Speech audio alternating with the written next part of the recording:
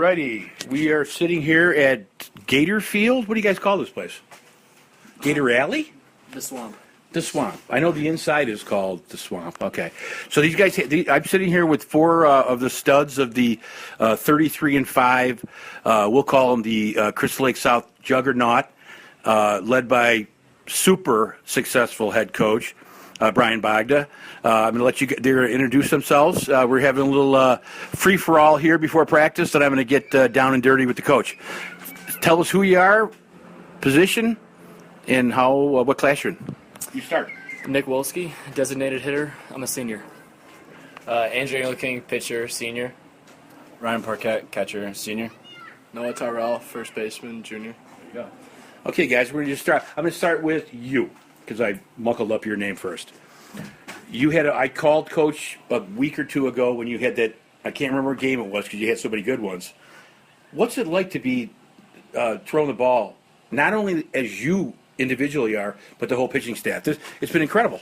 The whole staff, Kyle Lang, a junior, he's been following my footsteps. He's absolutely stepped. His ERA is sub-2, and then we got Mark Paul coming out of relief. It's just been absolutely fantastic, and our defense has just made every single play that we ask them to, so it's been easy for us. Wow.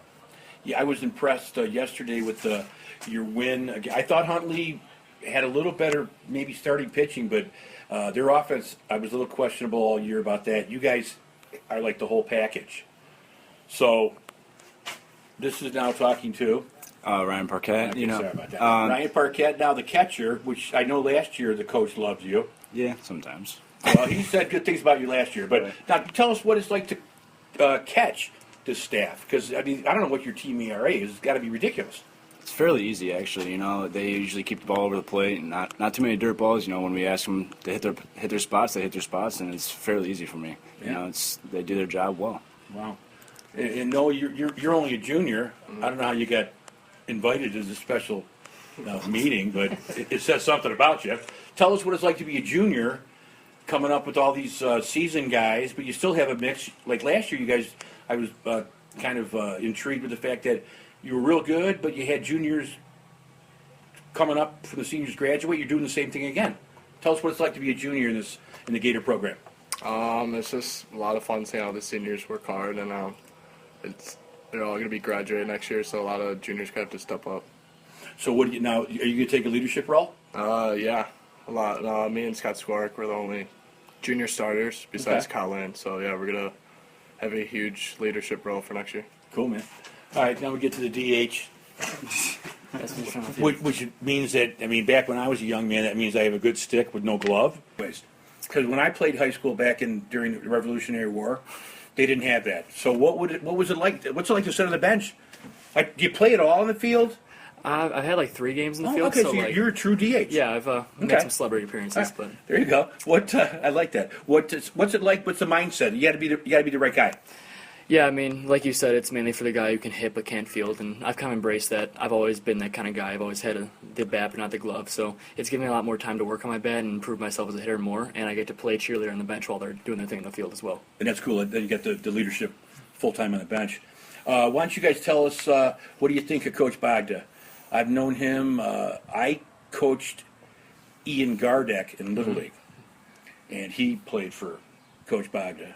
We all know what he's doing. He's trying to make a rehab. But I am very respectful of Coach Bogda. Tell us why, from the insider's view, Nick, why he is so special. He really invests in us as students and as his ball players. He will spend as much time as he needs with each player to improve them, not only as players but as people as well, and get the best that he can out of them. Wow. Andrew, what do you feel is the special ingredient that makes the stew so delicious with this team? Because every year it's different. Why is this team really so special? I just feel like we all do the little things that come with baseball. We bond. We don't focus on just hitting home runs. We make the plays that we need to make. We make the pitches we need to make, and we have timely hits. Wow. What about a team win? Besides yesterday, that's obviously a great game. When did you? Okay, let me ask you this, Ryan. When did you know this team was going to be? You were 27-6, I think, last year, which is very good. When did you realize this team might be better than last year? When we made every single play. Last year we had a few errors. mostly every game, and then this year we come out, we make every single defensive play, offensive play, really what we need here, and then we get timely hits, occasional home runs, and that's what we're about. We're getting bunts down and doing small things. Exactly. So, Noah, you're a junior. Where'd you grade school? What middle school did you go to? I went to Lundahl. You're at Lundahl. Now, what are you three guys thinking of college? I'm going MCC. I'm very good friends with the head coach of the MCC. I'm going to St. Xavier University to play baseball. Oh, that's very nice. I'll be going to University of Missouri St. Louis. Oh, baseball? Yes. Oh, beautiful, man. All right, guys, you want to say anything to like your girlfriend, your mother? Because hopefully I can interview you guys again. Okay, I can't handle that. But anyway, so that's going to be it. I thank you for your time. Thank you. Thank you. Okay, now we have we'll say the head chef. The boys laughed when I don't sound boy. The gentleman laughed when I called the stew that we called this year is so delicious tasting. And here's the maestro and the chef, head coach Brian Bogda. Thanks for having me. Hey, no problem at all. Hey, you're one of my favorites, you know that. And being a Gator from my kids, this is something we sitting right in the same spot last year, at the Swamp. And I brought up to Coach Bogda that he was sitting at a 191 and 104 record for his career at South, 9 years. And without even paying attention, you got to 200, obviously, because you won so many games in a row. Mm-hmm. You now sit 250 in 116. That is incredible. I'm just amazed. You've put a 26-7 and a 33-5, and you're not done yet. Mm-hmm. I got to tell you that Berg's World Live Coach of the Year. We can't reveal the winner, but I'm talking to him right now. Thank you so much. I think it has a lot to do with the kids. Okay, well, it all starts with them. It's obviously, I get the opportunity each day to come out and coach them, but it's about the kids. It's about them coming out and doing their thing, and me and my assistants giving them little pointers here and there, and them listening, and that helps, but it's definitely, I've been very fortunate to have some very talented players over the years, and it's a credit to them as much as it is about me. It has nothing to do with me. It has all to do with them, and sure, I'm again blessed to be in an area where baseball is very, very important, very, very good, and our the local travel teams and so forth that the kids feed in here. They're coached up real well, and they have a very good platform before even coming into high school, and so that helps us out so much. So I'm very, very fortunate, and I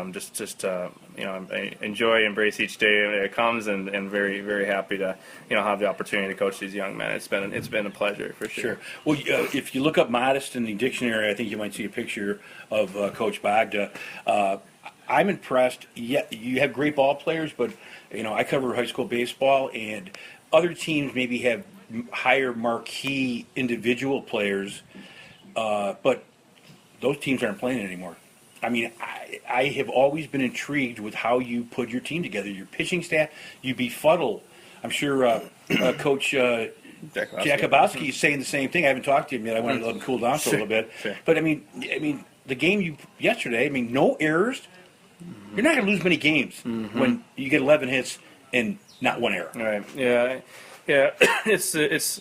I've always said it's kind of the most individual team sport, if that makes sense. No, So when you have the guys pulling for each other and working for each other, I think that says a lot about the teams and says a lot about this team's character. I think and one thing I mentioned at the end yesterday, to the guys, there were a lot of former players there at the game watching, and one thing I mentioned is this has been a process. It's been a process of not just this year. We didn't just get here. It's been a lot of work over the years, and I think yes, they're enjoying the success of the postseason run this year, and excuse me, but there's been a lot to be said about the players before them, and so we're playing for each other here, but we're also playing for the guys that were from last year and the year before and the year before that and so forth, and getting messages from guys all over the country that played for us, and that's pretty cool. It's pretty neat to see, and I feel like we've grown and done things here, and guys have trusted and listened and tried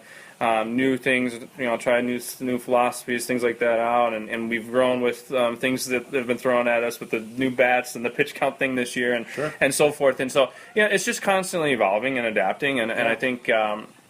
This is a, I guess, byproduct, if you will, of just over the years of many things we've been trying, and this group is just doing a terrific job. They're a swell group of kids, and like I said, I'm just fortunate to coach them. Yeah, I've been lucky enough to talk to some of the like O'Fallon's head coach and Brother Rice in St. Lawrence, and the one thing I've come to kind of learn is the programs that are successful, at least in baseball, and actually all sports, are the ones that have a good leader and a good plan, and it's very consistent from year to year. Mm-hmm. And you don't see drop-offs and peaks and valleys. 33-5, if that's a peak, then that's the Himalayas. But tell us what you said. The area is very I've always said that the Fox Valley is unbelievable. Mm-hmm. I've always said Thank that. you. Yeah, absolutely. You got one of my favorite ball players of all time is Tyler Pennington. Absolutely, it's terrific. You got all the studs on. You got Miller,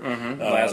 Yep. I can go Huntley. Blah, blah. You had that Zach Teagan. He's Ridge didn't have a good year. Yeah. He had a great player. It is. I think we're getting the credit, and I say we. PBR now, you guys are getting a little more of the love. I think it's well deserved and a little slow. That's fair. That's my opinion. Yeah, no, that's fair. That's a fair assessment. I mean, I think we're maybe a little further away from the city and a little further away, the northwest suburbs, if you will. And I think but I think we are. I think people are starting to see, and they're starting to see our names pop up, later in the postseason, or starting like you mentioned, heck of ball players, list, and we can go on. And Huntley had terrific guys with Joey Rizzo and Jeff Heinrich, and Smiley and exactly. I mean, it's a very good conference. Yeah. I mean, Jacobs made it down a few years ago. Yeah.